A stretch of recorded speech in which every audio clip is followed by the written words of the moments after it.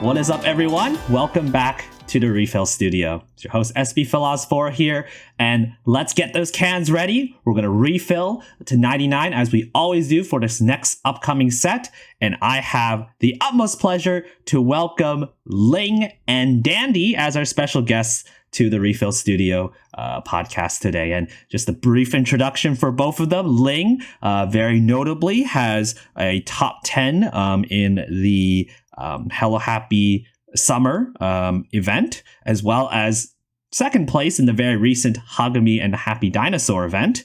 And Dandy has a couple of very notable titles, most notably two T4 titles, one in the Hello Happy Softball event, and again, the recent Hagumi and Happy Dinosaur event. So for both of you, thank you for taking the time to join the RePHIL studio today. Thank you for having us. Yeah, thank you for having us. All right. Is there anything else that you would like to add to the intro that maybe I missed or maybe that I have incorrect? I do need to correct you on one thing, and that is I wish I was T10 in Hello Happy. Oh, yes, Summer that's break. Right. You got voted, though. I unfortunately was T12 in that event by a staggering 11 million points. Yikes. But I was T10 in the following event, the Afterglow Summer vacation event. I don't remember the exact name of, but that one. Okay. So I got the summers mixed up, but there you go. Thanks for clarifying, Ling. And Dandy, all good at your intro? Oh, you got everything correct. Nice. Both were T4s.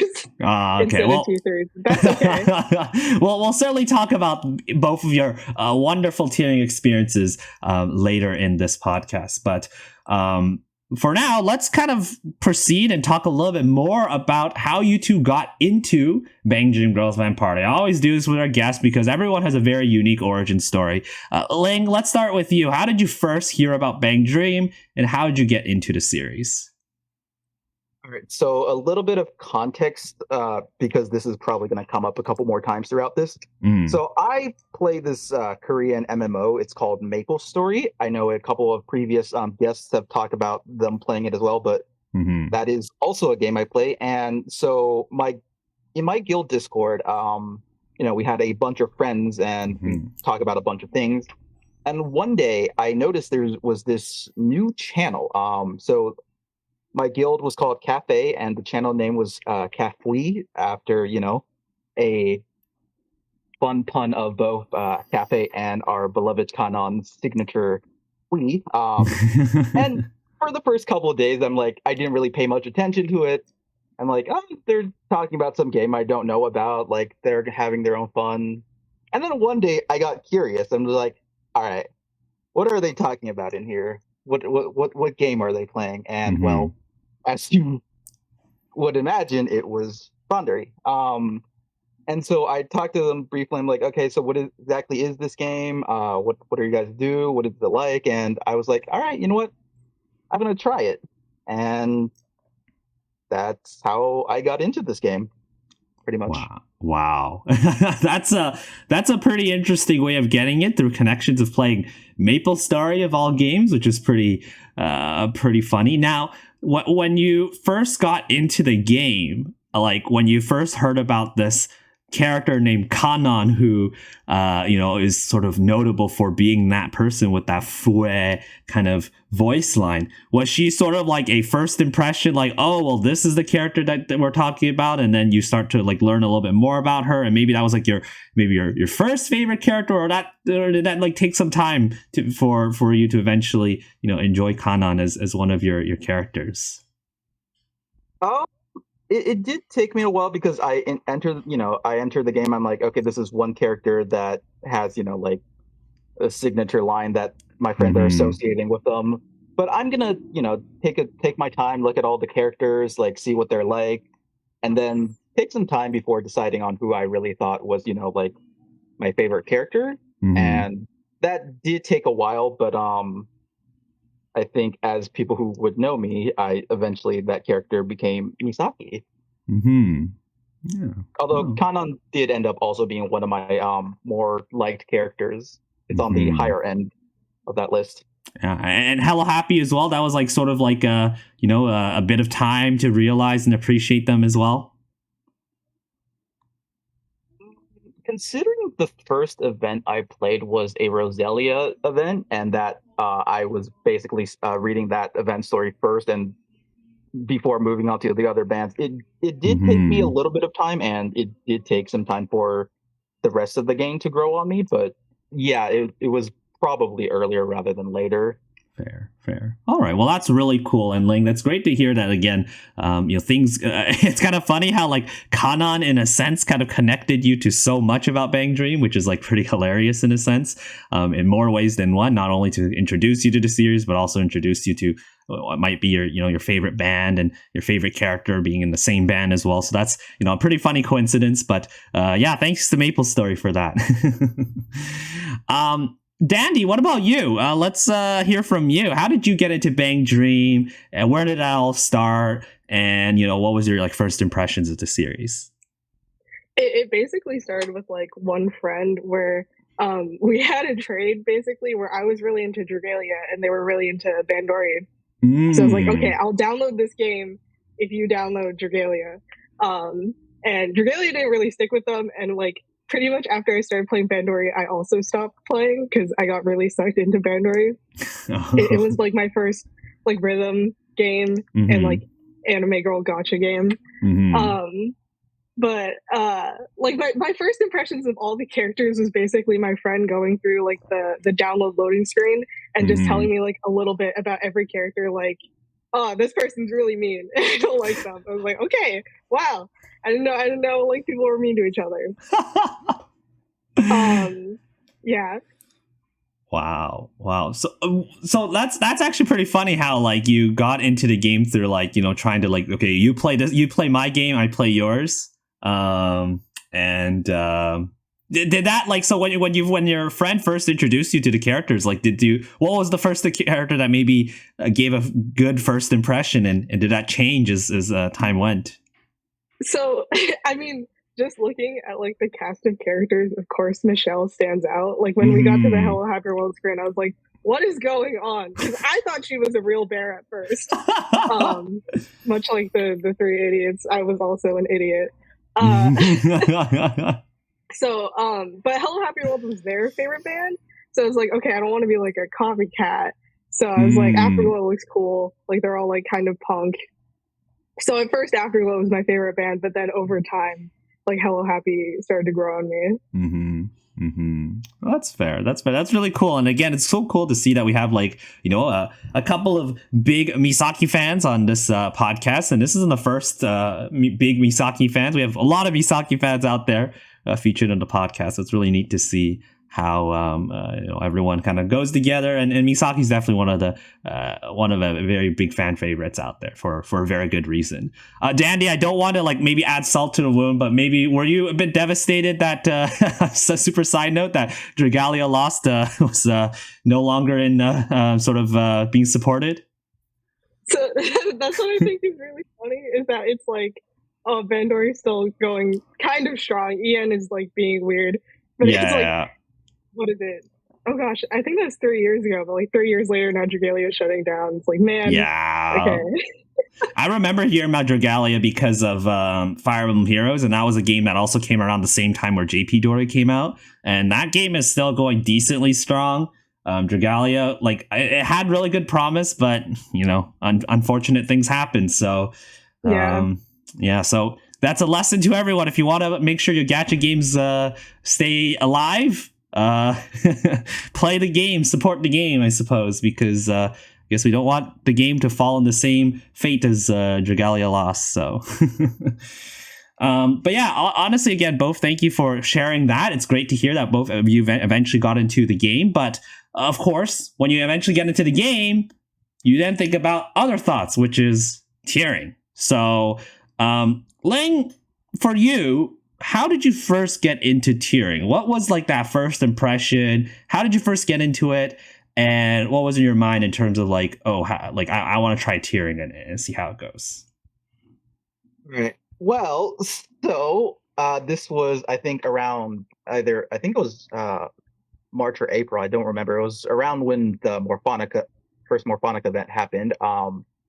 I just got into the mood of playing Bandori again after playing or after like a long period of not really playing that much. And I stumbled across this YouTube video. It was let me think try and remember this name real quick. It was The Ultimate Guide to Tiering Servers in Bang Dream! Exclamation mark by some guy named SB Flaws 4. I saw the video. I'm just like, I guess Google really does own my soul and data. But anyhow, I saw that video. I'm just like, wow. I never knew about this whole tiering side because despite starting off during in Neo Aspect, I never really got into tiering all that often. I mostly played casually with my friends. We would like room together, play like a bunch of random songs, troll each other with songs we all hated. But aside from that, I just kind of mostly just pubbed everything. I did manage to pub P100 for a Summer's Night Poem Across the Water, where I ended up like ranked like 90 something, but very close. Aside from that, I never really got into tiering, and so when I saw this video, I'm like, oh wow, this is very interesting. Like how like people are, like I knew about like song meta and stuff about how A to Z was eternal suffering hell minds, but whatever. But I was like, wow, I did not know about rooms, did not know about all these discords, and like I kind of want to get into it because again, as I was getting reinterested in the game again, I thought, well, my last time I played with friends, but they kind of all stopped playing, so I figured, well, might as well get into the community and see what this is all about. And so I joined PubCord. I interacted with some people for some time, and eventually I was like, all right, well, I got to ask for rooms for to get into a tiering server sometime. And so at the time, I had pre-optimal team for it was Dormant Heat. I don't remember the full name, but it was the Afterglow Challenge Live event. I was like, okay, I kind of want to try doing like a flameless T100. Did not end up working out, but that's a story for a later time.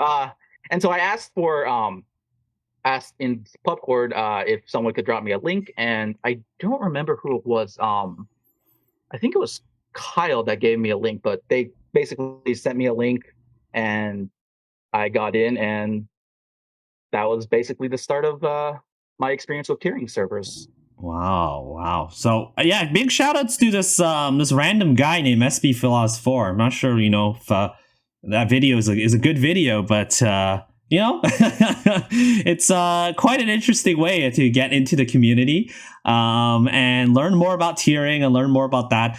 It's interesting that you were able to get into PubCord as well and be able to first interact with people there and then eventually, have the courage, I suppose, in a sense, to find and ask, where's the server, like where I could start. And, Ling, for you, when you first joined PubCord, like what was your impression there? Like what was your first impressions of like, I guess the general community, and then eventually when you, and again, we're not going to talk about tiering from his perspective, but when you first joined a tiering community and like a server, how was your first impression there of the people there? Well, let's see. So I thought that the tiering server was really chill. Obviously, I think G1 was really like not necessarily super try hard, but they definitely were trying to be a bit more organized and be optimal pacing and stuff. But in terms of like general chat, G2 and all that, everyone was relatively laid back, and I don't remember exactly what happened, but I think I would kind of let them know that this was like my first tiering experience. But so I might be a little bit slow, but everyone was, like being chill about it. Like no one's like, yeah, you need to do this or that, or else we're gonna get angry at you. No, everyone was just like chill and just there to have a good time. Yeah. Well, that's really cool to hear. That's honestly amazing to hear that you were able to get a really good sense of the community, get an idea of what tiering is like, and for those who are a little bit unfamiliar with the terms, right? Like G1, that's like game one or group one. Generally, they are the kind of designated for like the higher tiers, and depending on a tiering server, because some tiering servers like the Afterglow tiering servers, they're usually pretty chill. But like again, the G1s are mostly reserved for the higher tiers. G2 are a little bit on the lower tiers, and yeah, especially for those who are maybe tiering for the first time, there's a lot of support and encouragement for those people as well, especially for people who start in the first time. So it's great, Ling, to hear that you're able to get the support and have a very warm welcome to the community, because that eventually led you to your big whale fluence thoughts later in your career. So we'll certainly share and talk about that very shortly. We'll move on to Dandy. What's your tiering story? How did you get whale fluence to start tiering, and what was that story like? So I when I first started playing, I was like, like people play this competitively, that's crazy. And I would like look at the T10 board and see all these like crazy like high EP amounts, and like everyone had like really like sweaty names, and they had like their clan tags. So I was like, okay, like that's not gonna be me. Like I'm not that serious. Like these people are really serious about it. But then I think it was Dance Full Blooming when I saw McDonald's Sprite on the T10 board. So I was like, okay, here's someone that's not like, well, it seems like they're not super serious about the game. Like they have a funny name. So I was like, okay, like hold on. So like normal, like funny people can do this. So I had that in mind. I was like, okay, like that's kind of like, it was very, like, I was very tempted to do it from the beginning because I don't know, it seems kind of fun and I like getting the titles. So like my first like time cheering was for the like the Fleeting Night stream where I did top 1000, and I think I got like 600, and that was a big deal for me. So I was like, okay, that's cool. But I was really busy with school, so I couldn't really like do much until like COVID hit, and we had to quarantine. So I had nothing to do, and then the Mocha Akko event, it's like Determined Darkness. That came around. I was like, okay, I like this set. I like Mocha and Akko, and I like the title. Like, I don't have anything better to do, so I'll just go for it. So I went in with the mindset just play as much as possible, just do whatever. That didn't go great. I didn't know what I was doing, but I ended up as T13, which isn't bad considering like I didn't know anyone really in the community. I just went in like blind, and also I think it was a challenge live. I think my multi-live team had like 2 stars in it. Oh no! But it was a super dead event, anyways. So yeah. Wow. So you did that first event all by yourself, like literally nobody else. Yeah. Wow, that is something. When you say you had a lot of time in your hands, that's definitely a lot of time in your hands for sure. Yeah. I didn't even I had full nights of sleep too, so I don't know how I even got that high. Like I wasn't even playing as much as I realized I needed to be even. Well, sometimes these pubbing events, especially with certain event types, it's not as competitive as it seems. And I think now it's a luxury that back in the day that maybe some events were not that competitive, because I don't really expect events to be all too easy to obtain in the future, sadly. The scene is definitely growing bigger and bigger. The game is getting more competitive, which is, as I mentioned, healthier for the game. But at the same time, it's pretty interesting. So, like Dandy, it's so cool to hear that you were able to get that title. Now, when did you first start hearing about maybe PubCord or like the tiering scene? When did that first start? So after I did the Mocha Akko event, I felt like I failed really hard, so I stopped playing for a little bit.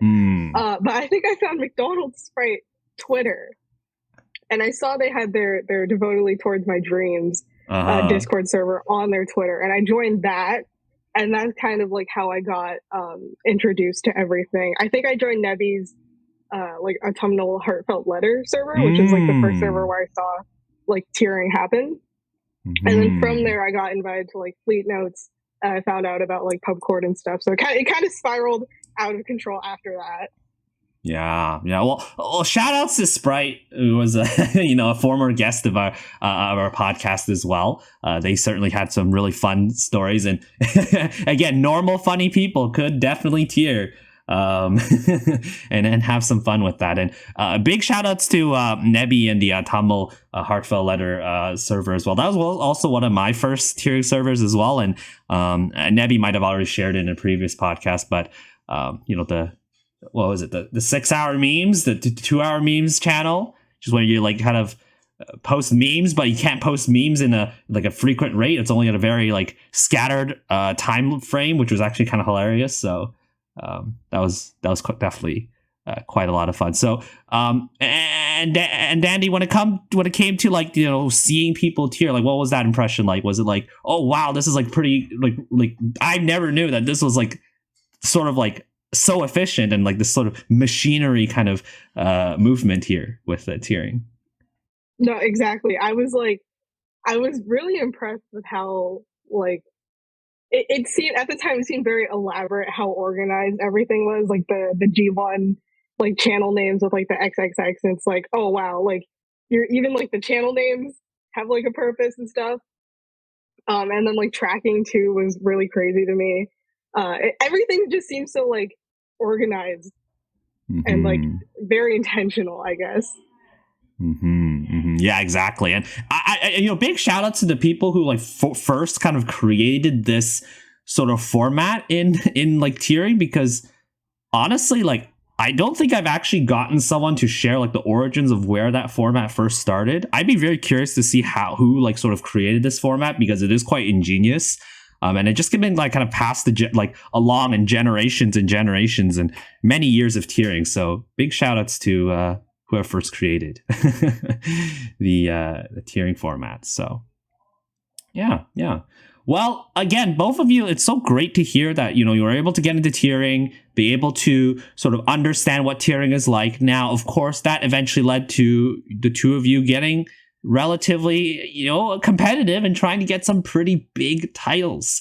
And Ling, we could now maybe kind of dabble into a bit of that your Dormant Heat and Sky flameless T100 attempt. Now, again, this was maybe like your very first big tiering attempt, and trying to go for a T100 and flameless T100 at that is no easy feat. So what happened there? What kind of inspired you to do that, and what was the result there? Well, so as I said before, I had pre-Gotch Optimal at the time, so I was like, well, if I'm going to try any event, this is probably going to be the event where I'll have the easiest time to, like climb in the ranks with minimal game time. But I think also at the time, I just kind of wanted to use that event as like a, I guess, experience to just kind of like learn how tiering servers worked. Which, given the fact that it was a challenge live and the later half of the event, rooms are mostly dead, maybe wasn't necessarily the best intro, but the first couple of days definitely were amazing at the very least. I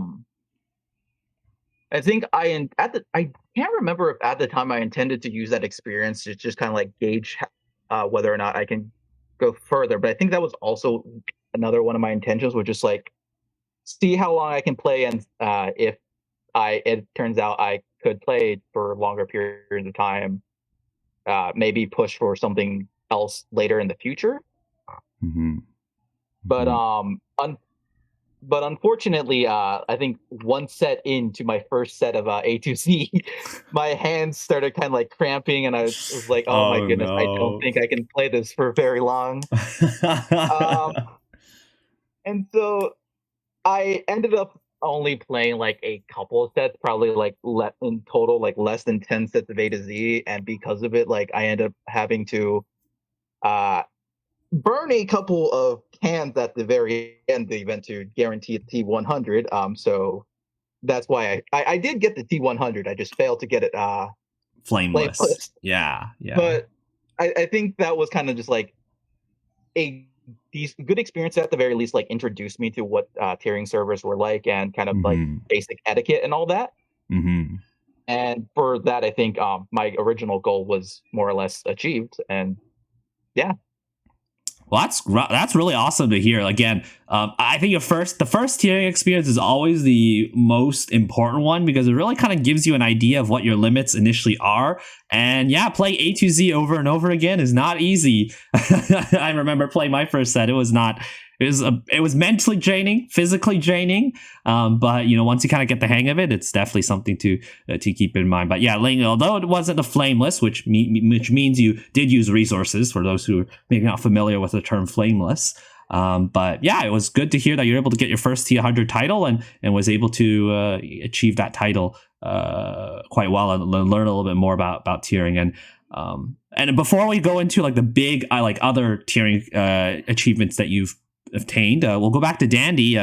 Dandy, with you, what was your first like sort of relatively big tiering experience? I mean, of course, there was the T13 in that Mocha Akko event, but was there another event like that you eventually participated? Maybe got like a T like 100 in like a tiering server environment, and what was that like?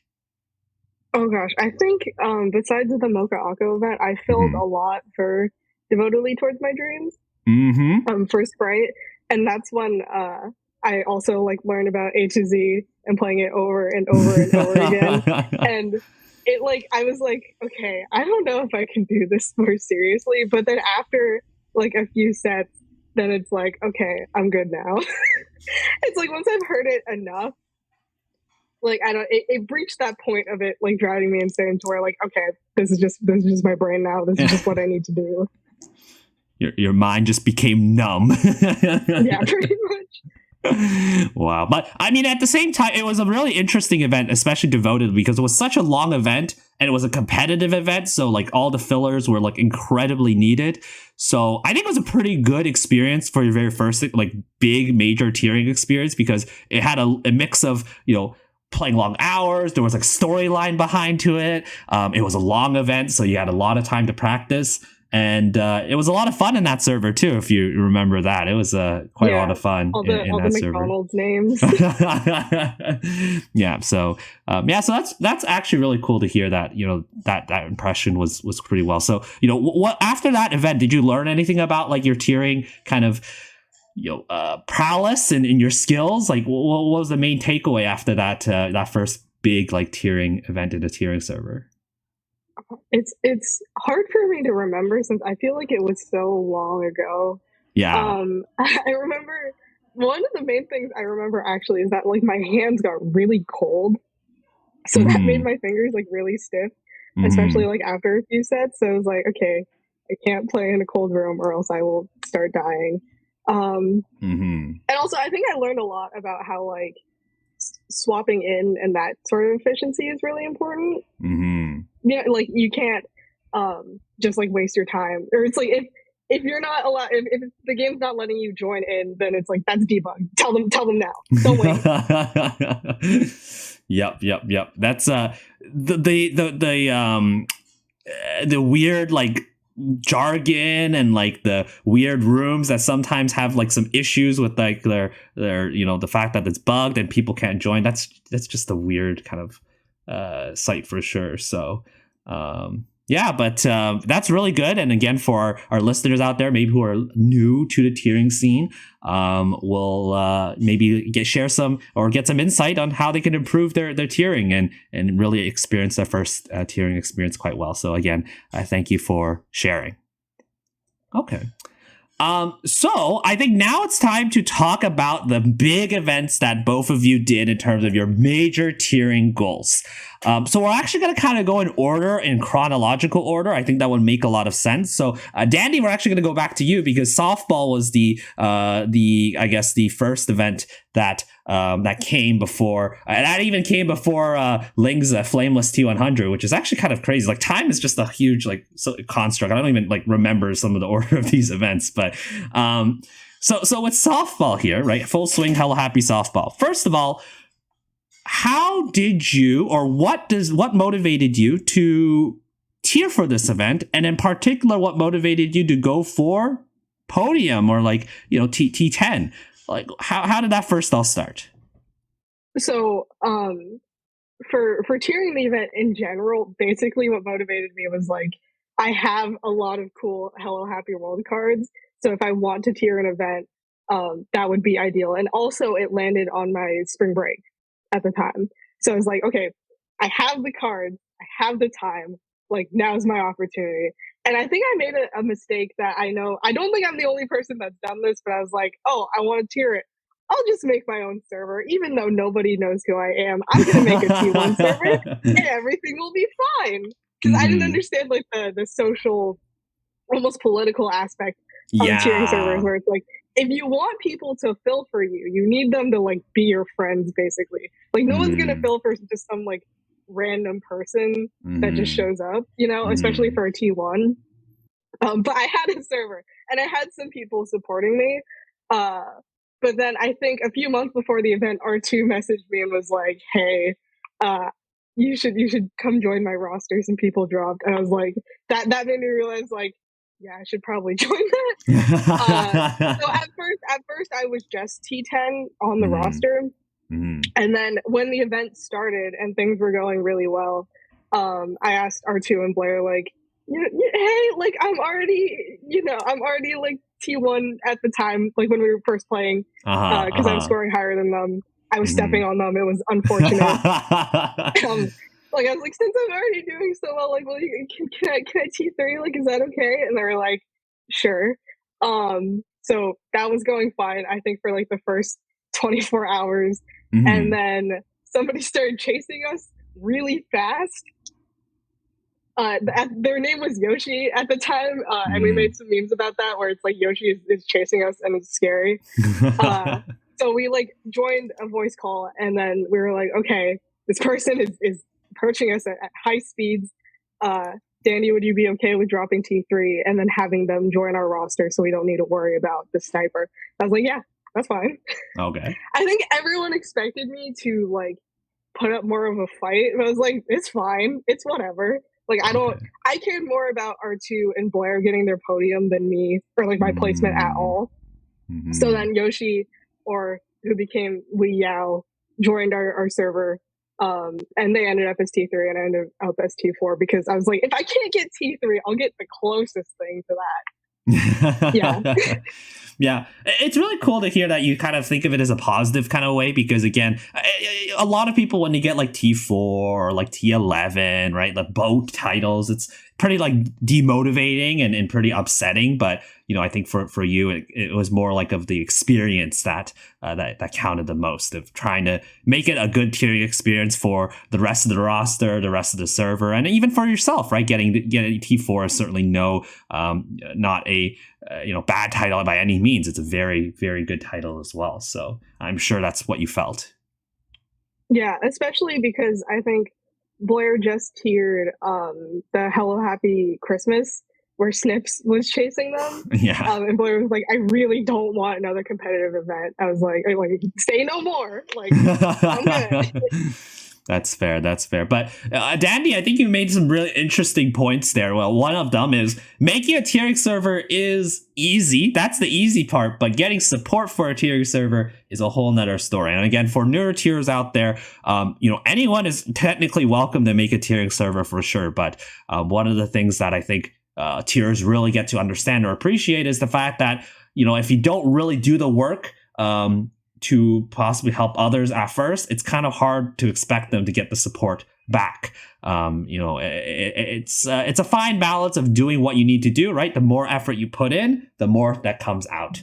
as a result. So for newer tiers out there, if you are kind of interested in, building your own server, building a support system for your future big title, it all kind of starts with you helping others and supporting people and getting your name out there, right? That's a very important tip that I think Dandy definitely shared quite well there. So overall, though, Dandy, like that experience, right? Like, the first 24 hours, that whole rush, the adrenaline of you getting, T1 for a certain period of time.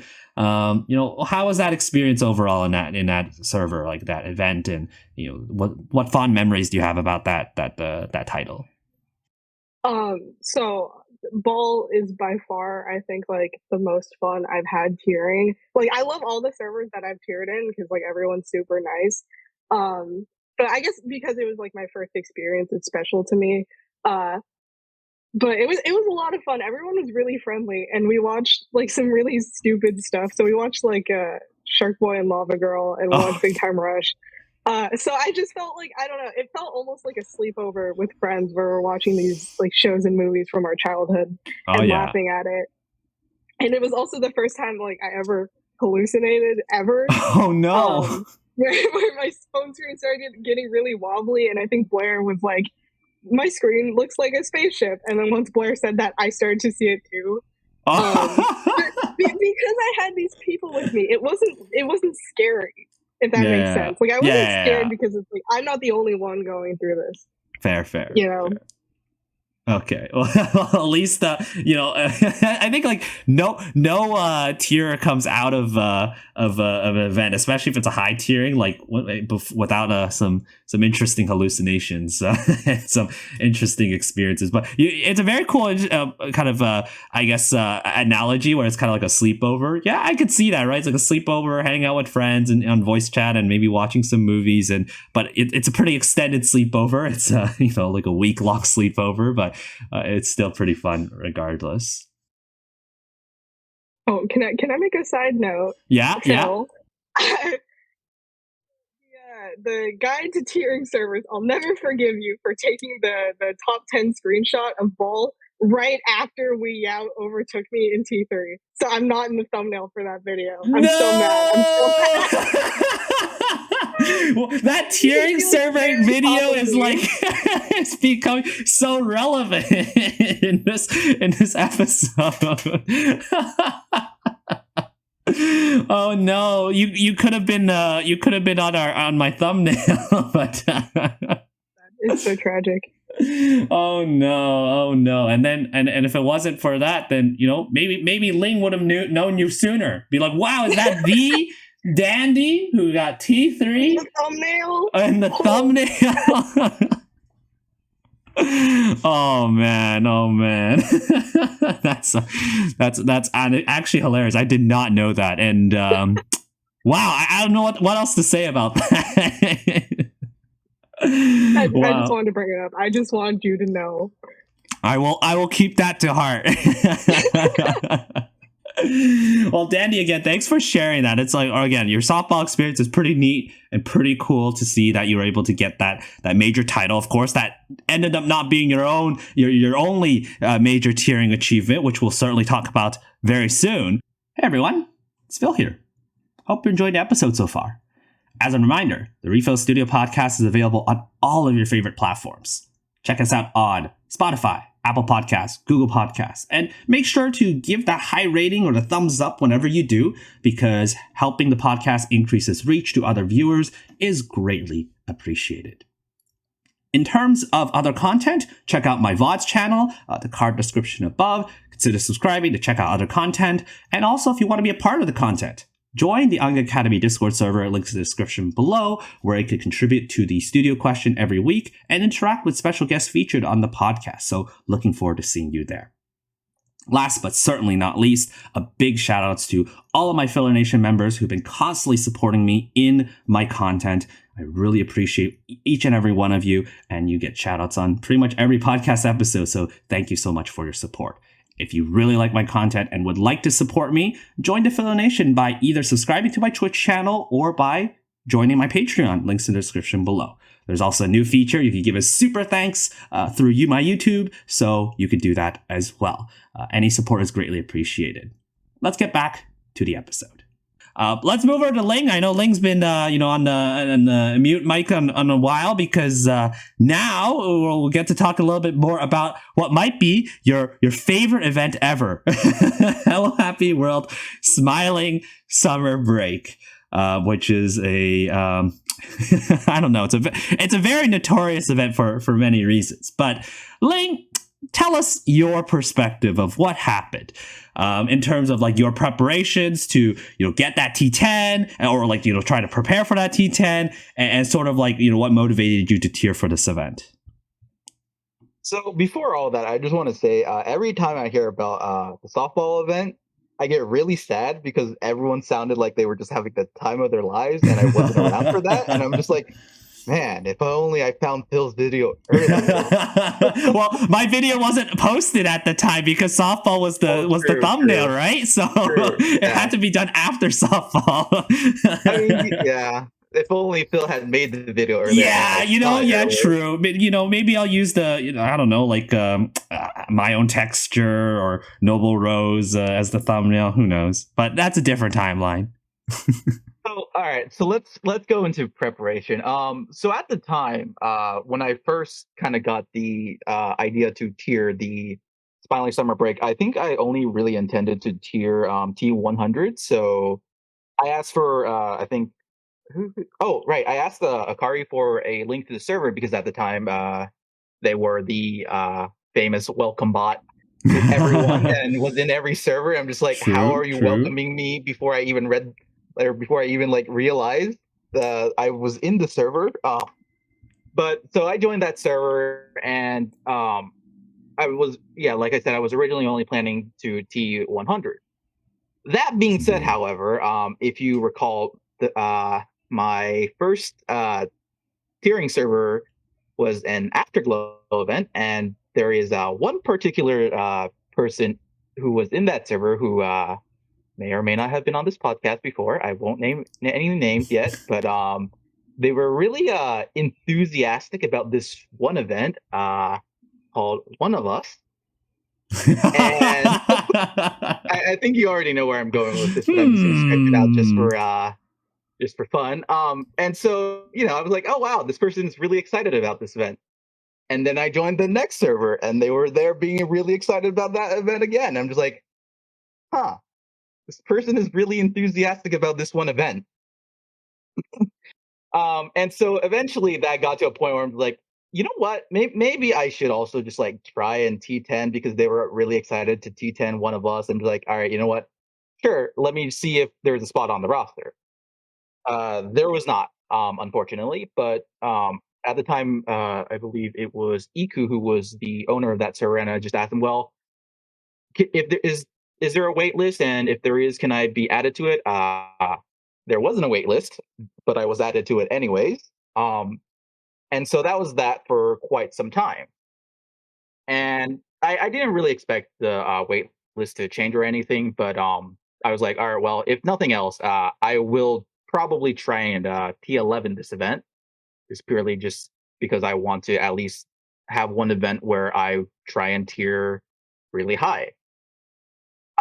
Time moves along, and unfortunately, due to circumstances which I don't really know the details of, Iku ended up dropping the event. And I was like, oh, that is very unfortunate. I wish the best for them. But this might mean I can get a spot on the roster.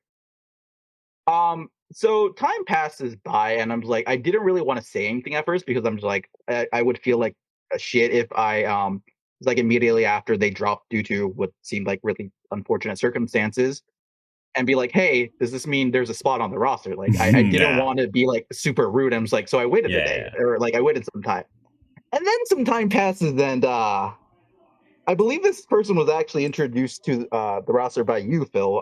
But Hiyori got added to the roster. Mm-hmm. And I was like, huh. And so then I contacted the at the time server owner, Shubes. And I was like, hey, by any chance did Iku say anything about a waitlist? And no, Iku did not. And so I was like, hey, all right, well, that's unfortunate. I should have said something earlier, but any chance I can be added to the waitlist? And they said, yeah, sure. And so time moves along, the event's about to start, and I don't remember exactly like word for word what Shoop said, but they were basically like saying, "Hey, roster still doesn't have a spot open, but you're free to play with us along the way, and if it seems like there will be room for you to get on the roster, then well, we'll let you on." And I'm like, "Cool." Mm-hmm. And then the event started. Oh boy, what an event, eh? God, what an event that was. I think as how many people have we had on the podcast before saying something about it? Well, I think you have the most personal experience with it. Like, to be honest, like we had a couple people like Shoobs, like Riley. They talked about the experience, but I think for you, this one is a little bit more personal. I think you have a lot more details to share about, what happened. Well, okay, so events. I don't remember. I think I was in G2 when the event started. By the way, I just want to say G2 was cursed in that event, and we literally had like rooms break, like things like people disconnect. Like, it was so bad. I think like less than a day in, we decided, all right, we're closing G2, we're opening up G7, and quarantining G2. So that was fun. But moving back in the timeline a bit. So I was in G2 playing with I forgot who was in G2 at the time, but we were just playing and we quickly realized hey, there's another server. And at that point, I was like, shit, I'm not getting on the roster, am I? But that brief moment of dread aside, I shortly after like the event started, I think it was Lang who asked, but they were like, hey, we're having a voice chat. You want to join? I'm like, sure, that sounds like fun. And I think it's honestly that moment that actually led me to the events of continue on as I did, because having the voice call was basically going on like 24/7, as you could imagine, because of the nature of that event. Uh, but having people there to constantly be talking to, like making jokes and all that with the event, kind of really allowed me to just make the event out to be a lot more fun than it might have been otherwise. Because if I was just there, just tapping, probably would not have been as much fun. By my, even with text channels, I think it's a whole separate story between voice chat and like just texting.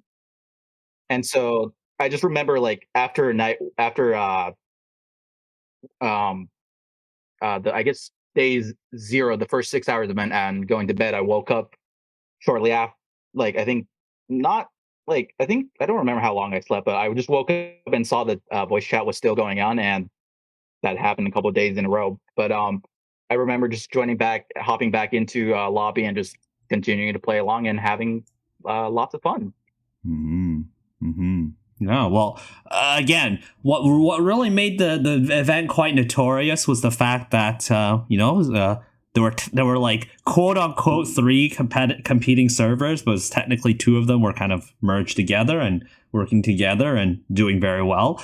And then there was also one of our favorite players. Shout out to Useless Garbage, who put up probably one of the craziest fights to try and get that top 10 spot. And Ling, at some point, I think you probably realized, okay, I think this fight is not mine to fight anymore. And you just kind of sit there and watch the bloodbath happen. I mean, to be completely honest, I was actually fully prepared to like go until the end, even though like I knew I wasn't getting onto that T10 because between the other server and the people who were still left on the roster, needing T10, I knew I wasn't going, but I did kind of still want that T11.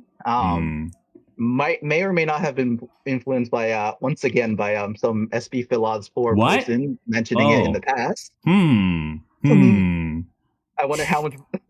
I wonder who that is once again. But I unfortunately had work for like 2 of those days, and then like, or I guess 2.5 actually, because I did have like a shift that was a half day for one of them. And at that point, I'm just like, well, I kind of did want to keep going, but other people did talk me out of it. They were just like, okay, you're not getting T10, you're not getting T11. Just save your money. Like, don't waste it all. Just you can stop. I'm like, but I wanna. And they were like, but your wallet. I'm just like, but I wanna. And eventually, got some sense into me. I'm just like, all right, fine. I'll just like chill all event. Like, I'll play a few more sets like throughout the event, but I wasn't gonna go. I think my original plan was, I think doing the math, I was prepared to go to 15 mil, but I think given the fact that that entire 5 mil would have not really ended up contributing to anything. I'm kind of glad that people did end up talking me out of that. Thank you for saving my wallet. But yeah, I did plan to fight. It's just unfortunately I did have other obligations that eventually pushed me out of it.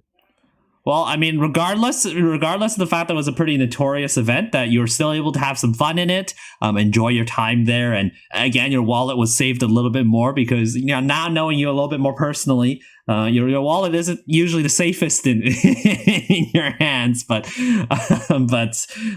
yeah, it's good to hear that you're able to have a good time in that event. And it might have just eventually led to, because it's just strange to think that you were able to go from the summer hell happy, and you're like, okay, I got boated, but let's get them next time. And literally next time was literally the next event. I'm not sure what eventually happened there, but any thoughts of like how you were suddenly able to go from I almost get a T10 to getting a T10 literally right after? Oh yeah, this one's really simple. I saw the hours I played was like basically enough for like a podium on like some of the more dead events, and I'm just like, huh. So I put in the hours, but I didn't get the title. I know Afterglow events tend to be pretty laid back and not too many people tearing. Why don't I just get a T10 title just because I can? That was pretty much my thought process, and I'm just like, all right, let's do it. I originally was gonna pub the whole thing because I at the time messaged who I thought was the server owner. I think it was a colleague, but they were busy with real life and didn't end up responding for like 2 months after the event happened. Eventually, I did find out that I think it was Dan who was running the server then, and I think if I remember correctly, I think like June contacted them for me and was like, "Hey, Ling wants to join, can he?" And they let me in, and then I just played with the server until the eventual event end. Wow. So you just went right into it. Just be like, all right, missed the T10, but I'm in the mood, and we're just going to go for it again. Yeah, pretty much. I will say after that event was coming into a close, I was like, all right, that was fun and all, but I think I'm going to take a break from hearing for quite some time. The excitement of summer break, unfortunately, only lasted a few days after the event. That's fair. Yeah, for sure. It's it is definitely something. Pairing exhaustion is definitely a thing. But yeah, big shout outs to you, like able to get that title, and big shout outs to both of our guests who are both Misaki fans and quote unquote Afterglow fans. But it's pretty fun that both of you are able to share that. So let's wrap this up with the final tiering achievement for both of you, which is one of the more recent events, Hagumi and the Happy Dinosaur. So both of you, tell me a little bit more about this. Like, how did both of you decide to plan for this event? What was like going on there, and how did they, because I think the two of you were in the same server, so like how did that planning go, and what kind of convinced you to go for Hagumi and Happy Dinosaur together? For me, originally R2 was going to go for T1 for Dino, so I was already in the ball server when R2 made the announcement, so I was like, I mean, I was in the ball T10 roster, put me into the soft-boiled egg roster. And we knew Lang was going to be like a competing server. But then when R2 dropped, we merged servers, and then I just like went over to Lang's server because I was like, I still want to tier this event. It's cute. And I like Lang. I think Lang is really cool. and I saw Ling was the only person like on the podium, so I was like, hey Ling, like what's up? Hey, can I perhaps try the podium since you seem to be alone? And they were like, yeah, please join me. So I was like, okay. Yeah. Okay, well, that's really cool. Again, sometimes things happen. Again, tiering is sort of a big life commitment, right? So when things don't really line up with the schedule, yeah, people drop out, and then there's like merging of servers, and it's pretty cool that Lang decided to eventually add you to the roster. Ling, similar story to you. As like what happened there? So this was like a few days after summer break had ended. I was still in the mood for tiering. I was like, and part of my brain had this thought. I was like, hey, summer break was fun. Those people pulled in insane hours. Why don't I try to compete against them? I don't know what part of my brain thought, like what part of my logic rational thought process was broken during that time, but I'm just like, yeah, that sounds like a fun idea. And so I asked Lang, I'm like, hey, can I join your roster? Because at the time, I don't remember I think her roster was like only like 2-3 other people at the time, and there was space, so she let me on, which was very nice. And then time passes and passed, and at that point, I'm just like, do I really want to tier? Do I really not? Do I want to drop? Like, I did start kind of not wanting to tier the event a bit because I was starting to get a bit bored of playing Bandori constantly.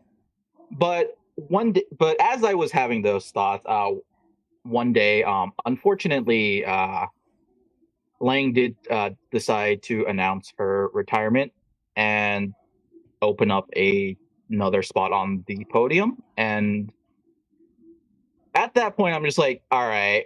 Or actually, no. Let me. So I think what had to happen was she was asking, "Hey, is anyone podium?" And I briefly made a joke, and I was just like, I am constantly having thoughts between like wanting to try harder for more than T10 and then wanting to drop the event. And she's like, "Does that mean you want a podium?" And I'm just like, "I sure." And that's the story of how I got on podium for that roster. Okay, so both of you kind of went through from like different directions, right? One, Ling, you basically, try to get into the roster by Lang's sort of roster, and then Dandy, you try to join through R2, and then both of them since dropped, and then the servers merged, and here both of you are in the same server from initially competing servers. With a podium spot. So sometimes things happen with like servers like that, so it's pretty interesting to see how that goes. So with both of you, again, like this event, were there any expectations like going into this event before it started, and once it kind of started, what did you notice when you first started tiering? I mean, it's a Hagumi challenge live. And going into it, you're like, it's a Hagumi challenge live. No one's gonna want to tier this. And then people showed up. I was like, oh no. People indeed showed up. Yeah, I don't know. Yeah. Yeah, I will say, like, I think a couple of days prior to the event, we were like, okay, yeah, event's probably going to be fine, and then we heard whispers in the wind of a competing server emerging, and we were like, oh no, please, no. And yeah, I got the ping in the old ball server for Pandar being like, oh, I'm gonna T1 Dino. I was like, oh no. I ran over to our T10 chat like, hey, is this a joke? Do you guys know what's going on? Apparently I was the one that like dropped the news. I was like, oh no. We may or may not have been having a slight panicking happening there.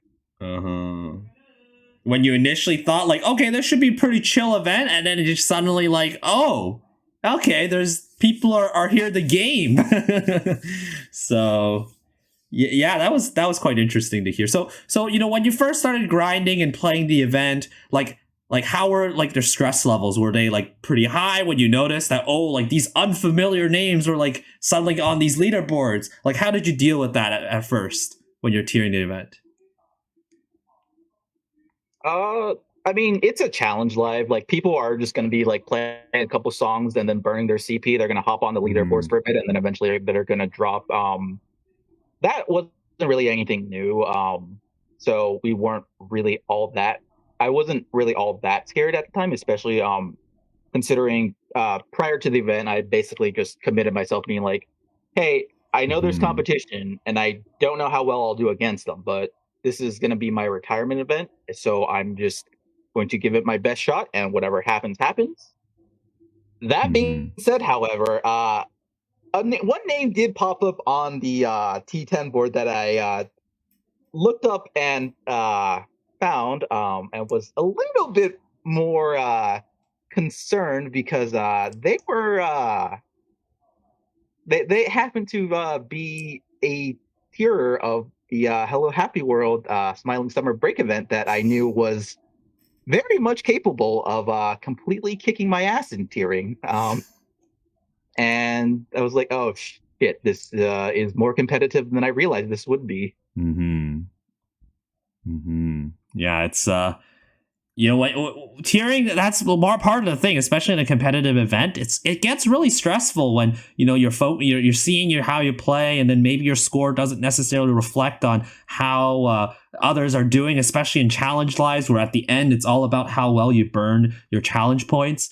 Dandy, did you also feel like a little sense of stress of how that event initially started and as you were tiering? So, at first, I was actually feeling kind of good because I was on the T10 board even though I hadn't burned any CP. So I was like, okay, I'm in a good spot. But then I don't know. It's very scary to see like T1 Nico Ni Connect show up on the leaderboards, and you're like, oh no, what am I gonna do? And also, I asked for advice like beforehand about challenge lives, and they were like, don't worry. Like your name's not going to be on the T10 like board for a while, so it's like, okay, I'll keep that in mind. Like, I'll try not to look at it. I still looked at the tracking. Like every 2 minutes, I was like, where am I? Am I still there? Yeah. 2-minute tracking is like a little bit of a trap channel because it's good information to know how well people are playing. But if you are the tier, it is very stressful to look at that because, like, you know, if you look at it and you see your rank dropped, or, you know, maybe people are playing better than you, it's just like, oh, it's just so stressful. I tend to avoid, you know, if possible, to try and look at that if you're like tiering high, but I do acknowledge it's always the curiosity that kills. And especially being a challenge live, again, challenge lives are the most unpredictable. They are very fun to watch as a spectator, but not so fun to watch to actually play because, again, everything is sort of uncertain until the very end. So, you know, for Ling, for you, when you were playing and eventually you were able to like look at your placement, when was it where you decided, you know what, I've done really well, I'm really happy with how I did, and then you kind of settled for a second place spot? So how was that overall experience of being able to settle in and get that second place spot? Well, I think it was like day 2 when I realized that I was probably not beating Pasta and had like a short mental breakdown for like 10 minutes. Oh no. Because we did have access to a CP calculator from I believe it was Pastry. So we did kind of have an inkling of an idea where everyone was relative in terms of like how much EP they would have after burning all their CP. And I kind of realized, well, the amount of hours I need to put in compared to like how many hours I've been putting in was probably not something that was going to be enough to beat Pasta. So I kind of, I won't say resigned myself to T2, but I at the very least was like, all right, you know what? That's fine. That's fine. There are still 2 more spots on the podium. I'm just going to give it my shot and just see what happens. And that pretty much led into the eventual T2. I just kept playing and playing, and then you know, swapping between multi lives and challenge lives, and then Yeah. And juggling finals at that too. You're like cramming finals and such too in the middle of all that. It wasn't finals. It was like midterms. But midterms, fair. I have studied for most of them in advance because I don't remember when it was, but somewhere on Best Story got updated with like the event schedule for the what was at the time named a Regrettable Tales. I forgot what it got renamed to, but it was like I think like one or two events early, which the dates got put on there, and I was like, okay, this falls underneath like the times I have these exams. I guess I should probably stop procrastinating and actually study for them so that I won't need to do that during the event. And well, I guess it did end up working out because I went in there, did all the exams in like fast as I can without like rushing it, and then finished them, and then came back home and then continued to tap, and sometimes you're even at school doing the tap as well. But yeah, honestly, again, Ling, big congrats to you on your T2. That's a very well achievement. Again, you were able to secure that podium title as you sort of planned out. Again, challenge lives are not easy, but it looked like, with your experience that you had before, everything worked out. So big congrats to you on that. I will say, having summer break as my first like major tiering experience was probably both a blessing and a curse. It was not good for my sanity, but since then every event in comparison has been extremely dead by those standards. So everything was like, all right, I might need to put in like 4,862 hours. But you know what? That's fine. It's only like a third of what they did in summer break. It'll be fine. Oh boy, yeah, what an event. So yeah, again, Ling, big congrats to you on that in that achievement. And Dandy, for you, just to wrap things up in this event, like how was your experience overall tiering that event? Did you have any regrets going out of it? Like, what was your overall feeling after that whole event and tiering with everyone in that server? I think I had a lot of fun because I really liked our roster. Everyone was very cool. There's times where I got like really demotivated, but I was like, I'll keep playing. I think like most of the reason why I got voted out of podium is because I had to go to school. Like I had midterms, so I had to go to like my 3-hour classes. So most of my downtime came from that or having to like finish my midterm project. I hate speed up. This wouldn't have happened if freaking English Bandori didn't have the event speed up. Yep. I don't have any regrets because I know I tried my best, like with what I could do, and I had fun. Like it's still like a good experience, and like I learned from this. Like I learned a lot of things from this event. Like I think I know my limits, like my tiering stamina better, and I also know that I'm never gonna tier a challenge live ever again. Yep. Because absolutely not. That was awful. Not knowing anything that was happening. Yeah, that's the challenge lives are definitely a very blurst type of event, and there's going to be less challenge lives in the future. But yeah, challenge lives are just not necessarily the most exciting when it comes to tiering. But but everyone on T10 or almost everyone on T10 or at least has stated at least somewhere that they are never tiering a challenge life in writing. Pretty much, yeah. But Danny, again, big shout outs to you on your achievement as well. And hopefully, in the future that we'll be able to not have another T4. Maybe we'll have a podium title in the future. Maybe, if I keep getting T4s, that's still fine with me. Just the ultimate T4 hoarder. Oh my gosh. Okay, that's my new goal. No. Most amount of T4s on the English server. Let's go. Oh no. Oh boy. Yeah, but again, things work out.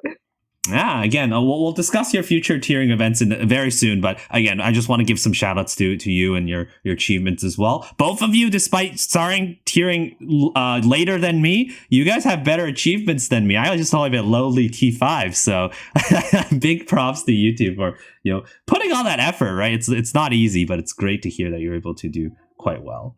Yeah. What do you mean, Phil? Aren't you T1 Nico Nico Nick? No, I'm not. I'm not. See, see now I have a contradiction here because Danny is like, oh yeah, I see T1 Need Connect and the leaderboards and Hagumi and the Happy Dinosaur. But like, wait, that ain't me. No, that wasn't me. Congrats on T1 Dino, Phil. Hey, whoa, hold on a second. Hold on a second.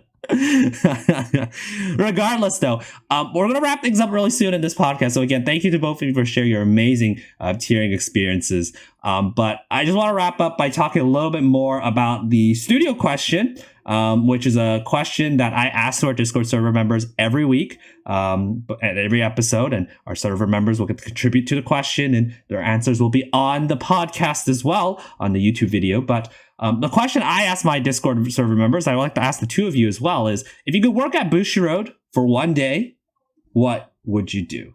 Just one thing that you would do as a Bushiroad staff member for one day. And Ling, we'll start with you. One quick thing you would want to do as a Bushiroad staff member for one day. Okay, so I actually need to ask a clarifying question for this. Sure. So when you say work at Bushiroad, do you mean as in like just a regular employee, like have all the power? Like what are the limitations here? So we had some very interesting answers in terms of like what kind of role they had. Some people assume the role of a more of a supportive role. Others indeed assume the role of like a CEO of like for a day. Get creative here. You know, if you had any sort of willpower, either being a supporting role or like a CEO, what would you do?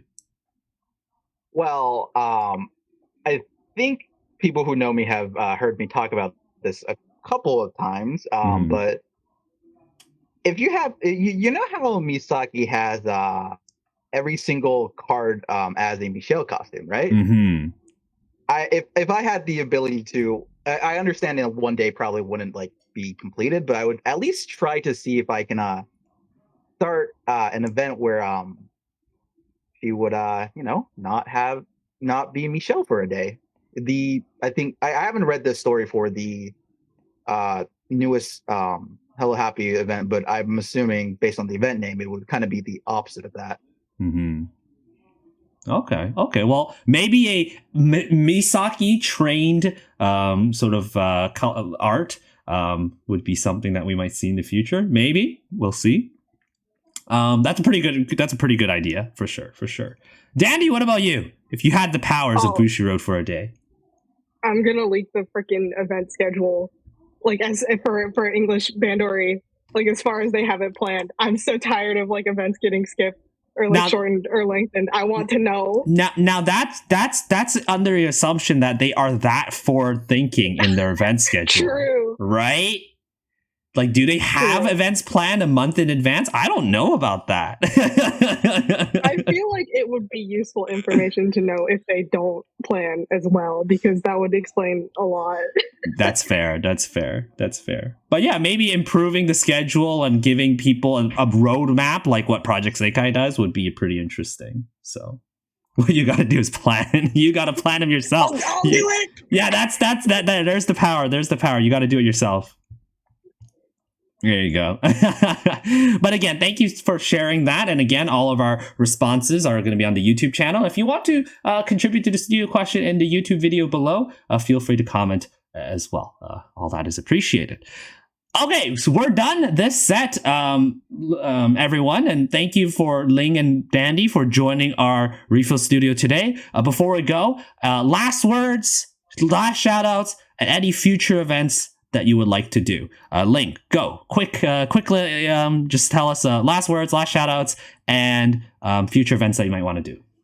Well, I'm retired, quote unquote. So that's what they all say. I shouldn't have any events I'm going for in the near future, at least. I will unretire when I don't have to face snips for a Misaki event. In terms of like final words, I would just say, like try your best and have fun with any like hearing event you have. Like you would probably be surprised like what you can do, and you here referring to whoever is listening, the viewers, etc. So just give it your best shot and have fun with it, because you never know where life will take you and how far you can go. For sure. For sure. Well, big shout out to you, Ling. Thanks again for sharing. Dandy, last words, last shout outs, and future events you want to do. Oh gosh. Okay. Shout out to you, Phil. Thanks for inviting me. Shout out to Ling for also choosing me to be or co-star. Shout out to Hive because they're cool. I think I'm gonna podium ragtime starting tomorrow, which is great. Super close event. And then I think right now I have the Hina Hagu event and then the new Misa Coco, but whatever. Okay. I don't know. I just want people to like not take the game so seriously. Just have fun and do whatever. It's just like ultimately it's just a tap game. Like don't take it too seriously. I don't take it too seriously. Yeah. There's a random hockey guy, Russian hockey guy, who's like, why you have to be mad? It's just game. Like that's like exactly. Literally that's literally like that. Like so. Yeah, but Dandy, good luck tomorrow. By the time people are listening to this podcast, they're probably in the middle of tiering, probably seeing you on the leaderboard. So they'll be like, whoa, that's cool, right? A podcast guest who's on the leaderboards right now. And Dandy, hopefully it's not going to be at our T4. I know I said T4 hoarder, but let's try to see you have a podium for once. All right. Well, again, the set has been complete, everyone. Thank you all so much for listening to this episode of RePHIL Studio. Get your cans ready. We'll get to refill on the next set when you can. But until then, remember to check us out on all of your favorite podcast platforms, Apple Podcasts, Google Podcasts, Spotify, and of course, join the Anga Academy Discord server where you can interact with special guests featured in this podcast, like our two here, and of course, contribute to the studio question. That's all, folks. Thank you all so much for listening. We'll see y'all next time. Bye-bye now.